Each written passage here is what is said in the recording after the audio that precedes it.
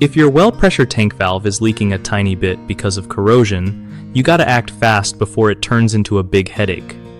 So, first off, don't just ignore that drip, even if it seems tiny. Corrosion doesn't fix itself, and it's gonna get worse over time, which can cause bigger leaks or even a total valve failure. You can try cleaning it up with some wire brush and vinegar or a rust remover to see if that helps stop the leak temporarily, but honestly, that's just a band-aid. The best move is to replace the valve completely. When you swap it out, make sure you get a valve made from the same metal type as your existing pipes and fittings, because mixing metals speeds up corrosion due to electrochemical reactions. Also, tighten all the connections properly, but don't overdo it, or you might strip the threads. If you're unsure about doing the replacement yourself, call a pro who knows well systems, so you don't end up causing more damage or leaks. Keep an eye on your pressure tank area for any new drips or rust spots after fixing it.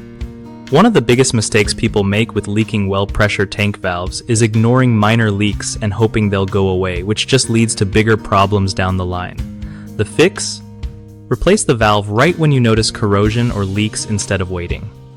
Another common issue is using mismatched metals like brass valves with steel pipes, which speeds up corrosion. Always use matching metals to prevent this. Lastly, a lot of folks over-tighten connections thinking it'll stop leaks better, but that can strip threads or crack fittings. Just snug them up properly without forcing it. BigHomeProjects.com is perfect for homeowners who want to find reliable local contractors for stuff like well tank repairs. It also helps contractors get more work by connecting them with people who need their skills.